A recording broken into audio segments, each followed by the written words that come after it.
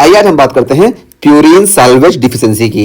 पहले हम बात करेंगे प्यूरिन साल्वेज पाथवे की, इसके इंपॉर्टेंस की बात करेंगे और इसके डिफिशिएंसी में हमको क्या देखने को मिलता है यहाँ पे हम बात करने वाले हैं। ठीक है, तो देखिए हम बता गया है कि पिरामिडिन की हमारी जो सिंथेसिस होती है ये सिर्फ हमारी डी नोवो सिंथेसिस पाथवे से होती है। देखिए यहाँ पे ये जो प्यूरिन हमारी पिरामिड, ये हमारी जो पिरामिडिन है इसकी सिंथेसिस सिर्फ हमारी डी नोवो सिंथेसिस पाथवे जो है इसकी पिरामिडिन की इसी से होती है पिरामिडिन की सिंथेसिस, जबकि प्यूरिन की सिंथेसिस हमारी इस डी नोवो पिरामिडिन सिंथेसिस यानी इस पाथवे से भी होती है और यहाँ पे हम बताया कि साल्वेज पाथवे से भी होती है। तो ये साल्वेज पाथवे होता क्या है, तो देखिए साल्वेज पाथवे ये होता है ना कि जैसे डीएनए है या आरएनए है यानी न्यूक्लिक एसिड जो भी हमारी है इसी का जो ये फ्रेगमेंट बना ना, जैसे हमारे मान लो डीएनए है, अब जब डीएनए कैटाबोलाइज होगा तो ये फ्रेगमेंट में टूटेगा, तो देखिए डीएनए न्यूक्लियोटाइड से मिलकर बना होता है। अब जब ये न्यूक्लियोटाइड इसके टूटेंगे डिफरेंट उसमें, तो ये दोबारा इसी को यूटिलाइज करके न्यूक्लियोटाइड बनेगा। ठीक है, जैसे हम बात करें देखिए डीएनए का ब्रेक डाउन होगा, यहाँ पे देखिए न्यूक्लिक एसिड है, डीएनए है एमआरएनए, तो इसका जब कैटाबॉलिज्म होगा तो सबसे पहले क्या होगा, न्यूक्लियोटाइड में बनेगा। तो देखिए न्यूक्लियोटाइड ये हो गया, हम पीछे से बताते रहे न्यूक्लियोटाइड क्या होता है कि यहाँ पे पेंटोज शुगर, इसके साथ साथ यहाँ पे नाइट्रोजनस बेस भी प्रेजेंट होता है। ये देखिए यहाँ पे उल्टा हो गया। ठीक है, हम यहाँ पे इसको ऐसे दिखाएं, ये ऐसा होता है, इसको हम दिखाएं, देखिए ऐसा होता है। यहाँ पे इसको हम करेक्ट कर दिए तो देखिए हमारा न्यूक्लियोटाइड होता है, न्यूक्लियोटाइड में देखिए यहाँ पे पेंटोज शुगर प्रेजेंट होता है और यहाँ पे न्यूक्लिक एसिड होता है और फास्फेट ग्रुप प्रेजेंट होता है। तो हमारा न्यूक्लियोटाइड बन गया और न्यूक्लियोटाइड देखिए यहाँ पे इसकी स्ट्रक्चरल यूनिट हम शुरू से बताते आ रहे हैं, ये न्यूक्लियोटाइड न्यूक्लियोटाइड न्यूक्लियोटाइड, चाहे हम डीएनए की बात करें या हम आरएनए की बात करें। ठीक है, ये न्यूक्लियोटाइड यूनिट होती है। तो न्यूक्लियोटाइड में पहले कैटाबोलाइज होता है, उसका फिर न्यूक्लियोटाइड जो होता है ये और ज्यादा कैटाबोलाइज होता है और ये न्यूक्लियोसाइड बन जाता है और न्यूक्लियोसाइड से फिर यहाँ पे फ्री बेस। ठीक है, तो यहाँ पे फ्री बेस का फॉर्मेशन हो जाता है। तो ये देखिए फ्री बेस का फॉर्मेशन हो गया। अब ये कैटाबॉलिज्म है। अब ये जब इसका फ्री बेस का यानी प्यूरिन और पिरामिडिन का ब्रेकडाउन हो जाता है, तो पिरामिडिन तो सिर्फ डी नोवो सिंथेसिस पाथवे से बन सकता है, लेकिन प्यूरिन क्या होता है कि प्यूरिन जो इसका ब्रेकडाउन हुआ ना इसको रिसाइकिल समझो कर लेता है। ठीक है, तो रिसाइकिल कर लेता है और ये जो रिसाइकलिंग होती है इसी को हम बोलते हैं प्यूरिन साल्वेज पाथवे। ठीक है, तो ये प्यूरिन साल्वेज पाथवे होता है, यानी प्यूरिन का जो रेमिनेंट है ना, इस प्यूरिन के रेमिनेंट को ये दोबारा यहाँ पे यूटिलाइज करता है, यहाँ पे न्यूक्लियोटाइड बनता है और इस तरीके से ये दोबारा डीएनए और आरएनए के फॉर्मेशन में हेल्प करता है। तो ये हमको प्यूरिन में देखने को मिलता है। और देखिए बहुत ही इंपॉर्टेंट होता है ब्रेन के लिए, आरबीसी के लिए, डब्ल्यूबीसी के लिए। क्यों? क्योंकि ब्रेन, आरबीसी और डब्ल्यूबीसी में हमारा डी नोवो सिंथेसिस पाथवे जो होता है प्यूरिन का ये नहीं चलता है। इस वजह से इसके लिए ना इन तीनों के लिए ब्रेन, आरबीसी, डब्ल्यूबीसी और खासतौर से ब्रेन के लिए ये प्यूरिन साल्वेज पाथवे बहुत ही ज्यादा जरूरी होता है। ठीक है, तो ये होता क्या, देखिए हमें लिख भी दिए कि ये होता है recycle purine nucleoside and base to purine nucleotide. ठीक है, तो ये रिसाइकिल करता है प्यूरिन के न्यूक्लियोसाइड को इस तरीके से नाइट्रोजनस बेस को प्यूरिन न्यूक्लियोटाइड में। ठीक है, तो देखिए ये बेस को यानी फ्री बेस जो नाइट्रोजनस बेस है इसको या इसी तरीके से प्यूरिन का जो न्यूक्लियोसाइड है इसको रिसाइकिल कर देता है न्यूक्लियोटाइड में। ठीक है, तो यहाँ पे देखिए ओवरऑल बताया गया। अभी हम यहाँ पे इस पर चलते हैं। तो ये कैटाबोलाइज होता है और कैटाबोलाइज होकर इसकी रिसाइकलिंग हो जाती है दोबारा न्यूक्लियोटाइड में। तो यहाँ पे हमको ये बताया गया और इसका फायदा क्या होता है, देखिए ये बताया गया कि conserve energy in organs without de novo synthesis. तो डी नोवो सिंथेसिस ना चलाना पड़े, क्योंकि यहाँ पे डी नोवो सिंथेसिस में आप देखेंगे यहाँ पे एटीपी की जरूरत पड़ती है। ठीक है, तो एटीपी वगैरह को बचाने के लिए, डी नोवो सिंथेसिस से बचने के लिए यहाँ पे जो इसके पुराने मटेरियल है उसी को दोबारा रिसाइकिल कर देता है। और हमको मालूम है ना रिसाइकलिंग हमारे यहाँ भी फोकस की जाती है ताकि जो एनर्जी है और वेस्ट मटेरियल है ये नुकसान ना हो और एनर्जी हमारी बची रहे। तो एनर्जी कंजर्व में ये purine salvage pathway role play करता है। तो ये प्यूरिन साल्वेज पाथवे हो गया। अब देखिए कैसे होता है, तो यहाँ पे हम दिखा दिए कैटाबॉलिज्म इस तरह होता है, फिर उसके बाद फिर यहाँ न्यूक्लियोसाइड से भी न्यूक्लियोटाइड बनता है और फ्री बेस से भी न्यूक्लियोटाइड बनता है। तो ये हो गया। अब देखिए इधर से मान लो न्यूक्लिक एसिड है। ठीक है, न्यूक्लिक एसिड है चाहे डीएनए हो या आरएनए हो, जब ये ब्रेकडाउन होगा तो यहाँ पे हमारा गुआनोसिन मोनोफॉस्फेट में कन्वर्ट होगा। जैसे देखिए यहाँ पे ब्रेकडाउन जब होगा तो ये वाला जो रहेगा ना, ये देखिए ये ब्रेकडाउन हुआ, ये अलग टूट गया, तो इसी को हम बोलते हैं जीएमपी गुआनोसिन मोनोफॉस्फेट। ठीक है, क्योंकि सबसे अलग हो गया तो ये हमारा गुआनोसिन मोनोफॉस्फेट बन गया, क्योंकि ये गुआनोसिन मोनोफॉस्फेट जो है यानी ये जो गुआनोसिन है ये हमारा प्यूरिन है। ठीक है, ए जी से हम याद रखते हैं, तो एडेनोसिन और गुआनोसिन। तो यहाँ पे देखिए गुआनोसिन यहाँ से मिला तो गुआनोसिन मोनोफॉस्फेट बना इस पूरे ब्रेकडाउन से, ये वाला गुआनोसिन मोनोफॉस्फेट यहाँ पे बन गया ब्रेकडाउन की वजह से। इसी तरीके से आप देखिएगा कि इसी न्यूक्लिक एसिड से ये एडेनोसिन मोनोफॉस्फेट, ये देखिए ये वाला जब अलग होगा तो ये हमारा हो गया एएमपी एडेनोसिन मोनोफॉस्फेट। तो एडेनोसिन मोनोफॉस्फेट भी इसी न्यूक्लिक एसिड से, यहाँ पे डीएनए है और अगर आरएनए से टूट के आ रहा है तो आरएनए से भी आएगा, कोई परेशानी नहीं है। तो यहाँ से देखिए दोनों हम बात कर लिए कि ये प्यूरिन और ये भी प्यूरिन, देखिए दोनों ब्रेकडाउन होगा तो एडेनोसिन मोनोफॉस्फेट और गुआनोसिन मोनोफॉस्फेट आ गया। उसके बाद फिर इसका और ब्रेकडाउन होता है और देखिए ये गुआनोसिन में कन्वर्ट होता है, यानी यहाँ पे देखिए अभी तक यहाँ पे ये फॉस्फेट ग्रुप प्रेजेंट था और जैसे ही फॉस्फेट ग्रुप यहाँ से गायब होगा तो ये गुआनोसिन हो जाएगा।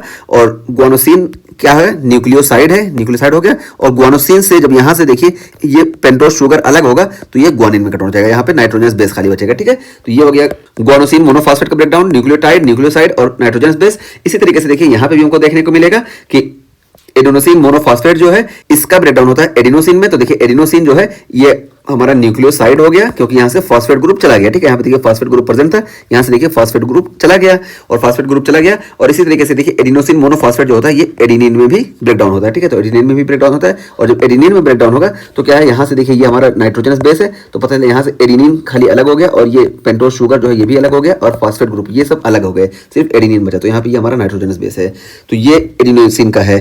और एडिनोसिन मोनोफॉस्फेट जो है यहाँ से देखिए फिर ये एडिनोसिन मोनोफॉस्फेट यहाँ पे एक एंजाइम प्रेजेंट होता है जिसको हम बोलते हैं एडिनोसिन डाइअमाइनेज। ठीक है, तो एडिनोसिन डाइअमाइनेज के प्रेजेंस में ये एडिनोसिन ये ब्रेक डाउन हो जाता है इसका आइनोसिन में। ठीक है, तो देखिए आइनोसिन में जब ब्रेक डाउन हो गया फिर आइनोसिन अब क्या करता है कि यहाँ से देखिए हाइपोजेंथिन में कन्वर्ट होता है और हाइपोजेंथिन फिर आगे देखिए यहाँ पे जेंथिन ऑक्सीडेज एंजाइम प्रेजेंट होता है जो इस हाइपोजेंथिन को जेंथिन में कन्वर्ट कर देता है। और ये जेंथिन जो होता है फिर ये देखिए जेंथिन ऑक्सीडेज के प्रेजेंस में ये यूरिक एसिड में कन्वर्ट हो जाता है और यूरिक एसिड हमारे यूरिनरी सिस्टम से ये एक्सक्रीट हो जाता है। ठीक है, जबकि यहाँ पे आप देखेंगे एक और आगे साइकिल चलती है कि यूरिक एसिड जो होता है ये एलेंटोइन में कन्वर्ट होता है और एलेंटोइन में कन्वर्ट होने के लिए यहाँ पे यूरेट ऑक्सीडेज का इस्तेमाल करता है।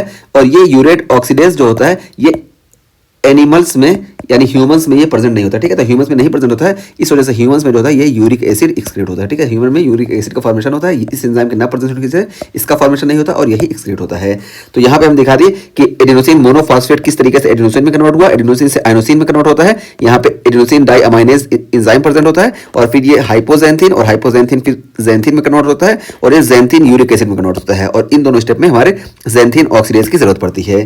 तो ये हम यहाँ पे इसका बता दिए और अभी हम और बताते हैं। ये देखिए एक चीज और यहाँ पे हम इसको पूरा नहीं किए थे, ये देखिए ग्वानोसिन मोनोफॉस्फेट जो है ये देखिए ये ब्रेक डाउन होता है ग्वानोसिन में, यानी ये न्यूक्लियोसाइड हो गया और ग्वानोसिन जो होता है ये और ज्यादा ब्रेक डाउन होता है तो ग्वानिन में होता है। ठीक है, तो ग्वानिन ये नाइट्रोजनस बेस हो गया और फिर ये ब्रेक डाउन होकर जेंथिन का फॉर्मेशन करता है। ठीक है, तो यहाँ पे इसका जब ब्रेक डाउन होता है तो जेंथिन का फॉर्मेशन होता है और ये जेंथिन जो होता है देखिए जेंथिन ऑक्सीडेज के प्रेजेंट में यूरिक एसिड में कन्वर्ट हो जाता है और ये भी हमारी बॉडी से एक्सक्रीट हो जाता है, ये नहीं बनता है एनिमल्स में। ठीक है, तो यूरिक एसिड ये एक्सक्रीट हो जाता है, देखिए एक्सक्रीशन बताया गया।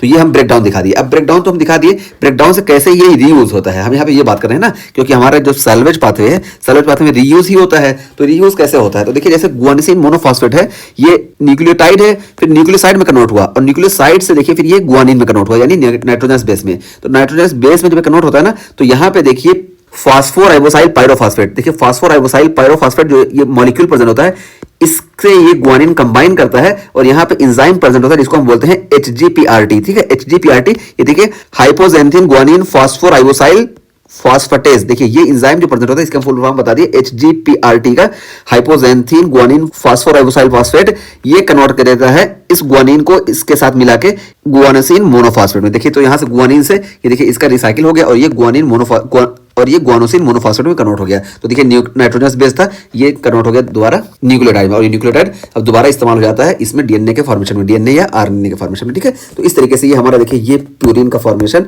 यानी प्यूरिन सिंथेसिस यहाँ पे चलती है और इसी को हम बोलते हैं सैल्वेज पाथवे, क्योंकि यहाँ पे देखिए ग्वानिन जो यहाँ पे बर्बाद हो गया था यानी यहाँ से टूट के आया था ये पुराना हो गया था, इसी को दोबारा यहाँ पे इस्तेमाल कर लिया गया। ठीक है, तो ये इस तरीके से होता है और अभी हम इसमें भी बताते हैं। ये अभी देखिए हम नाइट्रोजनस बेस से जीएमपी को बनाए यानी नाइट्रोजनस बेस से हम न्यूक्लियोटाइड को बनाए, यहाँ पे ये होता है। और उसके अलावा देखिए ये एमपी जो होता है ना एडिनोसिन मोनोफॉस्फेट ये एडिनोसिन में कन्वर्ट होता है और एडिनोसिन से ये ना ये देखिए यहाँ से एडिनोसिन से ये कन्वर्ट होता है आइनोसिन में। ठीक है, आइनोसिन में कन्वर्ट होता है और यहाँ पे एडीए एंजाइम प्रेजेंट होता है जिसको हम बोलते हैं एडिनोसिन डाइअमाइनेज। एडिनोसिन डाइअमाइनेज के प्रेजेंस में ये आइनोसिन में कन्वर्ट हुआ और ये आइनोसिन देखिए हाइपोजेंथिन में कन्वर्ट होता है। ठीक है, हाइपोजेंथिन जो होता है यही हाइपोजेंथिन इसी फास्फोराइबोसाइल पायरोफॉस्फेट से कंबाइन करता है और यही enzyme hypoxanthine guanine phosphoribosyl transferase के प्रेजेंस में ये दोबारा कन्वर्ट हो जाता है आईएमपी में। ठीक है, आईएमपी यानी आइनोसाइटल मोनोफॉस्फेट। तो आइनोसाइटल मोनोफॉस्फेट में कन्वर्ट हो गया और जब ये आइनोसाइटल मोनोफॉस्फेट में कन्वर्ट हो गया तो आइनोसाइटल मोनोफॉस्फेट देखिए ये हमारा न्यूक्लियोटाइड होता है। ठीक है, न्यूक्लियोटाइड होता है लेकिन ये आइनोसाइटल मोनोफॉस्फेट ये दोबारा फिर जाता है एएमपी के फॉर्मेशन में। ठीक है, तो आइनोसाइटल मोनोफॉस्फेट का फॉर्मेशन हुआ और इस तरीके से ये एएमपी देखिए एएमपी यहाँ से ब्रेक डाउन होता है एडिनोसिन, एडिनोसिन से आइनोसिन, आइनोसिन से हाइपोजेंथिन, हाइपोजेंथिन से देखिए यहाँ पे HGPRT के प्रेजेंस में ये आईएमपी में आइनोसिन मोनोफॉस्फेट में कन्वर्ट हुआ और उसके बाद फिर ये एएमपी में दोबारा कन्वर्ट हो गया एडिनोसिन मोनोफॉस्फेट। ठीक है, तो ये इस तरीके से इसकी रिसाइकलिंग इस पाथवे से हुई। ठीक है, इस पाथवे से इसकी रिसाइकलिंग हुई और अभी हम दिखाएं ये देखिए राइबोस 5 फॉस्फेट ये जो दिखाया गया ना ये यहाँ पे हमारा फास्फोराइबोसाइल पायरोफॉस्फेट सिंथेटेज के प्रेजेंस में आईएमपी का फॉर्मेशन होता है। तो ये आपको कंफ्यूज नहीं होता है, ये देखिए ये वाला पाथवे बताया गया है कि ये देखिए ये फास्फोराइबोसाइल पायरोफॉस्फेट सिंथेटेज के प्रेजेंस में ये हमारा आईएमपी बनता है। देखिए पूरा पाथवे जो ना इसी को यहाँ पे शॉर्ट में बता दिया गया कि इस तरीके से ये बन के आता है, मतलब यहाँ से ये कैटाबोलाइज होकर ये आईएमपी का फॉर्मेशन होता है। ठीक है, आईएमपी का फॉर्मेशन होता है और ये आईएमपी जो होता है देखिए ये जीएमपी का भी फॉर्मेशन करता है और एएमपी का भी, यानी एडिनोसिन मोनोफॉस्फेट या इसी तरीके से गुआनोसिन मोनोफॉस्फेट, दोनों का फॉर्मेशन करता है। देखिए यहाँ पे दिखाया भी गया था ना, ये देखिए आईएमपी होता है एडिनोसिन मोनोफॉस्फेट और गुआनोसिन मोनोफॉस्फेट का वर्क करता है। और यहाँ पे हम पूरा स्टेप बता के आए हैं, ठीक है आपको। इसी तरीके से यहाँ पे भी यही होता है कि ये इधर से भी इधर भी दोनों में जा सकता है, जिसकी जरूरत होती है, जितनी जहाँ जरूरत हुई उस हिसाब से होता है। तो यहाँ पे देखिए नाइट्रोजनस बेस जो था, ये नाइट्रोजनस बेस जो है ये दोबारा जो है न्यूक्लियोटाइड में कन्वर्ट हो गया। न्यूक्लियोटाइड में इस पाथवे से कन्वर्ट हुआ है और इधर भी कन्वर्ट हुआ।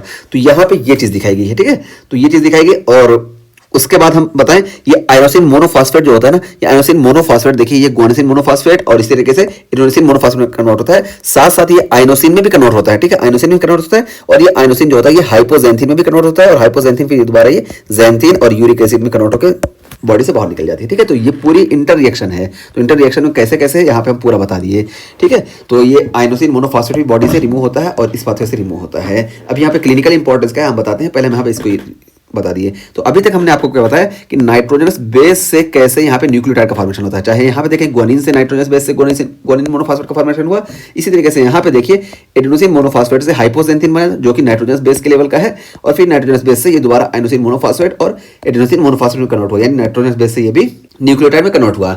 लेकिन इतना ही नहीं, ये देखिए न्यूक्लियोसाइड लेवल से ना ये दोबारा न्यूक्लियोटाइड बन सकता है। तो देखिए गुआनोसिन से भी यहाँ पे देखिए काइनेज एंजाइम जो होता है ये अपना वर्क करता है और यहाँ पे एटीपी का इस्तेमाल करता है और गुआनोसिन को गुआनोसिन मोनोफॉस्फेट यानी एक फॉस्फेट ऐड कर देता है। तो इस तरीके से ये जो होता है ये गुआनोसिन बन जाता है, गुआनोसिन मोनोफॉस्फेट बन जाता है। देखिए यहाँ पे जैसे यहाँ पे है ना कि फॉस्फेट ग्रुप नहीं है तो यहाँ पे एटीपी से एडीपी बना देता है, यानी एटीपी का इस्तेमाल कर लेता है और यहाँ गुआनोसिन मोनोफॉस्फेट बन गया। तो यहाँ देखिए न्यूक्लियोसाइड से भी न्यूक्लियोटाइड बनाता है साल्वेज पाथवे। इसे यहाँ पे भी आप देखेंगे तो एडिनोसिन से ये देखिए काइनेज एंजाइम जो होता है एटीपी का इस्तेमाल करके एडिनोसिन मोनोफॉस्फेट यानी न्यूक्लियोसाइड को न्यूक्लियोटाइड में कन्वर्ट करता है। तो इस तरीके से देखिए ये साल्वेज पाथवे दोनों लेवल पे होता है। एक तो आपका नाइट्रोजनस बेस से आपको न्यूक्लियोटाइड बना के देगा, एक आपको न्यूक्लियोसाइड से आपको न्यूक्लियोटाइड बना के देगा। और यहाँ पे भी देखिए ये देखिए दिखाएगा कि एडेनिन जो होता है यहाँ पे एडिनोसिन फॉस्फोराइबोसाइल ट्रांसफरेज ये वर्क करता है और यही सेम वही फॉस्फोराइबोसाइल पायरोफॉस्फेट को इस्तेमाल करके ये देखिए ये दोबारा जो है एडेनिन जो होता है ये एडिनोसिन मोनोफॉस्फेट में कन्वर्ट होता है। यानी देखिए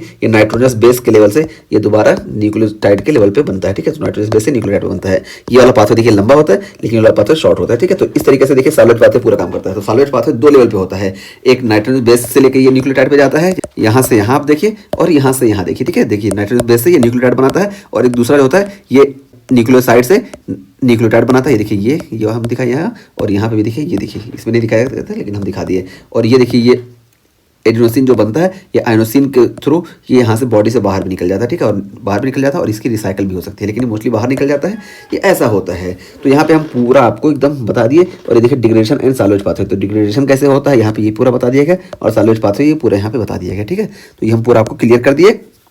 अब यहाँ पे देखिए जो फुल फॉर्म बताया गया था ये सारे फुल फॉर्म है, इस पे हमको नहीं जाना है, सारा हम बता दिए कि क्या क्या है, आप एक बार पढ़ लीजिएगा। वैसे हम यहाँ पे सारा फुल फॉर्म बता के आपको चले हैं। और यहाँ पे देखिए ये जो एंजाइम होता है यूरेट ऑक्सीडेज, ये यूरेट ऑक्सीडेज एंजाइम जो होता है ये एब्सेंट इन ह्यूमन में ये एब्सेंट होता है। इस वजह से एलेंटोइन का फॉर्मेशन ह्यूमन में नहीं होता है, यूरिक एसिड ही ह्यूमन में ये एक्सक्रीट होता है, ठीक है। तो ये हो गया हमारा प्यूरिन साल्वेज पाथवे या प्यूरिन साल्वेज डिफिशिएंसी की हम जो कंडीशन की बात करेंगे ये बात करेंगे। अभी तक हम पाथवे की बात की है, ठीक है। तो पाथवे की बात कर लिए, अब आइए हम डिफिशिएंसी की बात करते हैं।